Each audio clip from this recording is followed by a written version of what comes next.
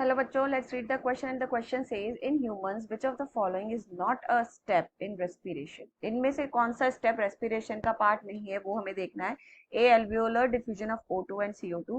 B. Transport of gases by the blood. C. Diffusion of oxygen CO2 between blood and tissues and D. Utilization of CO2 by the cells for catabolic reaction.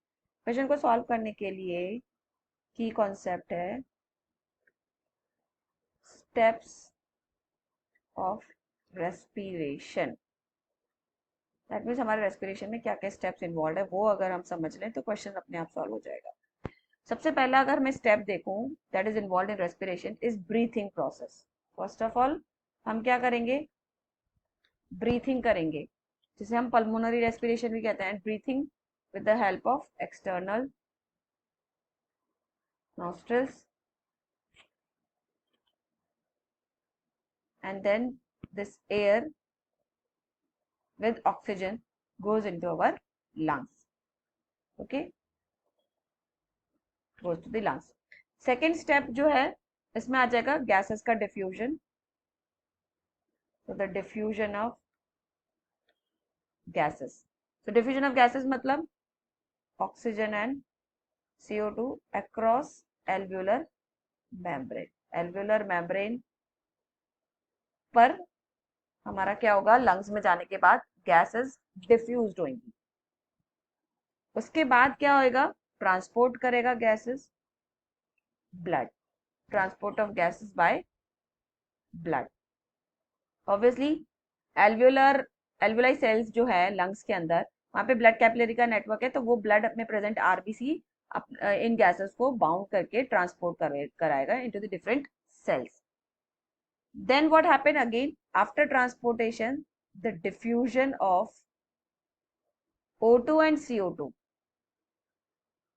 This is also the step between blood and tissues.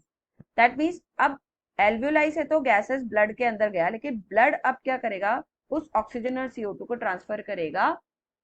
मतलब the exchange होगा between the blood and cellular part. Cellular के और blood के बीच में ये diffusion होगा. Fifth step will be the utilisation of oxygen. Now what happens, हमारा ऑक्सीजन तो यूटिलाइज कर लेगा cells by the cells for catabolic reactions to take place. That means the oxidation of food is occurring. That means oxygen is utilizing in the food breakdown. So that is catabolic reaction because the food is breaking up by helping the oxygen to release energy in the form of ATP. And इसमें by product या waste product जो निकलता है, resultant release होता है CO2 का. तो that means यहाँ CO2 प्रोड्यूस हो रहा है और ऑक्सीजन जो है वो यूटिलाइज हो रहा है कैटाबोलिक रिएक्शन में. Fine. And this CO2 again take up by the blood cell to release out of the body through exhalation process. Fine. Now अब इसमें स्टेप्स अगर हम देखें तो A alveolar diffusion of O2 and CO2, this is the correct option. ये बिल्कुल part है हमारा या स्टेप है रेस्पिरेशन का. B है transport of gases by the blood, this is also correct. C diffusion of O2 and CO2 between blood and tissue, this is also right. But D utilization of CO2 by the cells, this is completely wrong answer because हमारे respiration के steps में CO2 का utilization नहीं होता है बल्कि oxygen का utilization होता है. So this is the answer which is asking कि इनमें से कौन सा step respiration का नहीं है. So we'll go with answer D. So answer is D.